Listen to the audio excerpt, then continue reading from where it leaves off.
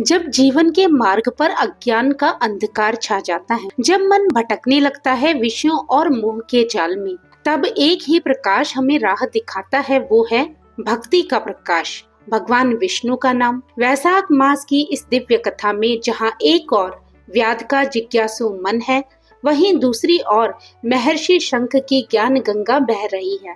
आज के इस अध्याय में हम जानेंगे कौन सा धर्म वास्तव में भगवान को प्रिय है।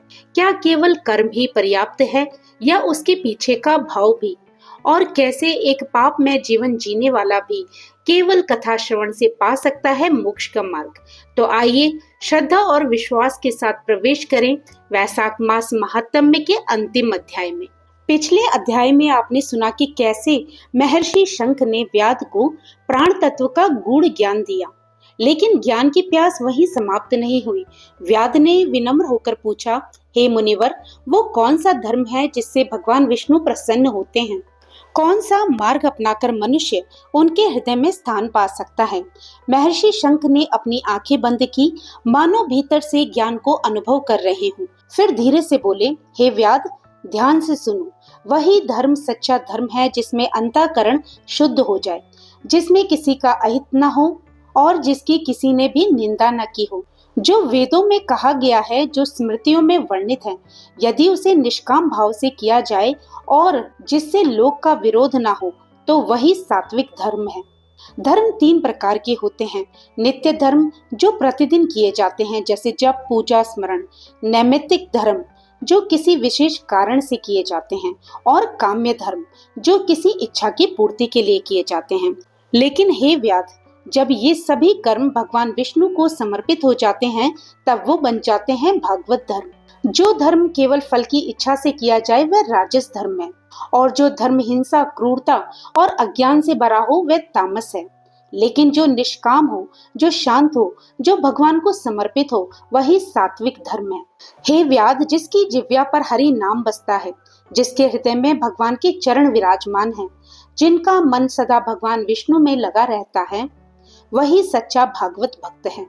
जो सबका भला चाहता है, जिसमें अहंकार नहीं, जो साधु जनों का सम्मान करता है और जिसका विश्वास शास्त्रों में अटल है, वही भगवान को प्रिय है। हे व्याध, जिसका मन विषयों में डूबा है, वह चाहे सारी दुनिया घूम ले, सभी धर्म सुन ले, फिर भी उसे कोई लाभ नहीं होता। लेकिन साधु संग वह तो ऐसा है जो पत्थर जैसे हृदय को भी मोम बना देता है। वैशाख मास का धर्म वह तो ऐसा है जैसे दूध से निकला हुआ शुद्ध निर्मल मक्खन। स्वयं भगवान विष्णु ने क्षीर सागर में माता लक्ष्मी को इसका उपदेश दिया था। जब शंख मुनि व्याध को ये सब सुना रहे थे, तभी वहां पर खड़ा एक विशाल वट का वृक्ष अचानक धरती पर गिर पड़ा। उसके भीतर से एक भयानक विकराल अजगर निकला, लेकिन अगले ही क्षण वह दिव्य प्रकाश में बदल गया और एक सुंदर तेजस्वी दिव्य पुरुष बनकर महर्षि शंख के सामने हाथ जोड़कर खड़ा हो गया। महर्षि शंख ने उसको देखकर विस्मित होकर पूछा कि तुम कौन हो और इस योनि में तुम क्यों पड़े? वह बोला, हे मुनिवर, मैं पूर्व जन्म में प्रयाग का एक ब्राह्मण था। मेरा नाम था रोचन। मैं धनवान था, लेकिन अहंकार में अंधा था। मैंने जीवन व्यर्थ कर दिया, हमेशा दूसरों की निंदा की, आलस्य ही आलस्य से मेरा जीवन भरा रहा। हमेशा मैं भोग विलास में डूबा रहा, वही मेरा धर्म बन गया। एक दिन कहीं कथा हो रही थी और मैं भी उस कथा स्थल पर गया, लेकिन मेरे मन में न श्रद्धा थी न कथा के लिए सम्मान। मैं हंसता रहा, विघ्न डालता रहा और वहां लोगों का अपमान करता रहा, और अगले ही दिन मेरा अंत हो गया। मृत्यु के पश्चात मुझे भयंकर नरक मिला, जहां मैंने असहनीय यातनाएं सही। फिर 84 लाख योनियों में मैं भटकता रहा और उसके बाद मैं सर्प बन गया। लेकिन आज आपकी कथा सुनते ही मेरे सारे पाप क्षण भर में नष्ट हो गए। हे मुनिवर, मुझ पर कृपा कीजिए, मुझे ऐसा वर दीजिए कि मैं कभी भगवान विष्णु को न भूलूं। महर्षि शंख कहने लगे, हे ब्राह्मण, सिर्फ एक बार भगवान का नाम लेने से भी मनुष्य मुक्त हो सकता है, चाहे भक्ति से या द्वेष से, फिर भी भगवान उसे अपना ही लेते हैं। इसलिए सत्संग करो, हरि कथा सुनो और भगवान की शरण में जाओ। इतना सुनकर वह दिव्य पुरुष महर्षि शंख के आगे नम्रता से झुका और दिव्य लोक को चला गया। अजगर के दिव्य रूप में विलीन होकर चले जाने के बाद धीरे धीरे संध्या का समय हो गया। आकाश में सूर्य अस्ताचल की ओर झुकने लगा। चारों ओर एक अद्भुत शांति छा गई। उस समय व्याध ने बड़े प्रेम और विनम्रता से महर्षि शंख की सेवा की।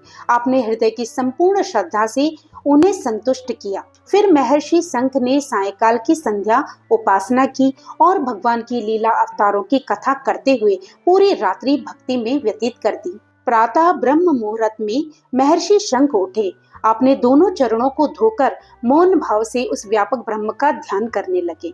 फिर नित्य क्रियाओं से निर्वृत्त होकर वैशाख मास के नियम अनुसार सूर्योदय से पहले पवित्र स्नान किया। संध्या, तर्पण और सभी वैदिक कर्मों को पूर्ण करके हर्ष से भरे हृदय के साथ उन्होंने व्याध को अपने पास बुलाया।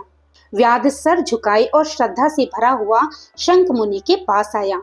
तब महर्षि शंख ने उसे उपदेश दिया, हे व्याध, राम इन दो अक्षरों का नाम संपूर्ण वेदों से भी अधिक शुभ है। भगवान विष्णु का एक एक नाम संपूर्ण वेदों से अधिक महान है और उनके सहस्त्र नामों का जो फल है वही फल राम नाम में निहित है।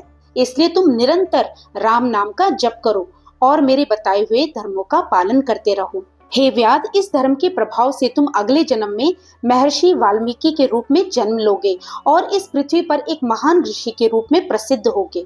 इतना कहकर महर्षि शंख दक्षिण दिशा की ओर प्रस्थान कर गए। व्याध आंखों में अश्रु लिए बार बार उनके चरणों में सर झुका। जब तक वे दिखाई देते रहे उन्हें अपलक देखता रहा। उसके बाद व्याध ने पूरी निष्ठा से वैशाख धर्म का पालन किया। वह राह चलते थके हुए पथिकों को फल, जल और भोजन कराता, जूते, चंदन, छाता और विश्राम की व्यवस्था करता, रेत का बिछावन और छाया का प्रबंध कर उनके कष्ट दूर किया करता, प्रातः स्नान कर दिन रात राम नाम का जप करता। फिर अगले जन्म में वह महर्षि वाल्मीकि के रूप में जन्मा, वही वाल्मीकि जिन्होंने इस संसार को रामायण जैसी अमर कथा दी। श्रुतिदेव जी बोले कि हे राजन, देखो वैशाख मास का महात्म्य कैसा अद्भुत है। एक व्याध जो महापापी था वह भी ऋषि पद को प्राप्त हो गया। केवल जूता दान करने से ही उसे ये दुर्लभ पद मिला। ये कथा पापों का नाश करने वाली है। जो इसे सुनता है या सुनाता है वह फिर जन्म नहीं लेता, मोक्ष को प्राप्त होता है। इसका पूर्ण वर्णन स्वयं ब्रह्मा जी भी नहीं कर सकते। महादेव ने पार्वती जी को 100 वर्षों तक ये कथा सुनाई, फिर भी ये पूर्ण नहीं हुई। इसलिए हे मनुष्य, वैशाख मास में दान, धर्म और भक्ति करो। निश्चय ही तुम्हें भोग और मोक्ष दोनों की प्राप्ति होगी। जो इस कथा को सुनता है, पढ़ता है, उसके हाथ में मुक्ति आ जाती है और जो सदा इसका श्रवण करता है उसके लिए तो कहना ही क्या। तो प्रेम से बोलिए लक्ष्मीपति भगवान श्री नारायण की जय हो। तो भक्तजनों, इस दिव्य कथा में हमें ये सीख मिलती है कि सच्चा धर्म वही है जो निष्काम हो, जो सात्विक हो और जो भगवान विष्णु को समर्पित हो। चाहे जीवन कितना भी पापमय क्यों ना रहा हो, यदि एक क्षण के लिए भी हृदय में भगवान का स्मरण हो जाए तो वही क्षण जीवन को बदल सकता है। सत्संग, कथा श्रवण और भक्ति, ये तीन ही ऐसे साधन हैं जो हमें इस मायावी संसार से पार ले जा सकते हैं। याद रखिए, तुम नहीं थे तब भी दुनिया थी, तुम नहीं रहोगे तब भी दुनिया रहेगी। इसलिए चिंता नहीं, चिंतन करो। अगर आपको ये कथाएं पसंद आई हो तो इसे अपने जीवन में उतारिए और दूसरों तक इस ज्ञान को पहुंचाइए। प्रेम से बोलिए लक्ष्मीपति भगवान श्री नारायण की जय हो। तो भक्तों, आज यहाँ पर वैशाख मास महात्म्य के सभी अध्याय संपूर्ण होते हैं। यहाँ तक मेरे साथ बने रहने के लिए आपका दिल से धन्यवाद। फिर मिलेंगे किसी नई कथा के साथ। तब तक प्रभु का नाम लेते रहिए और पुण्य के भागी बनते रहिए। जय श्री कृष्णा, राधे राधे।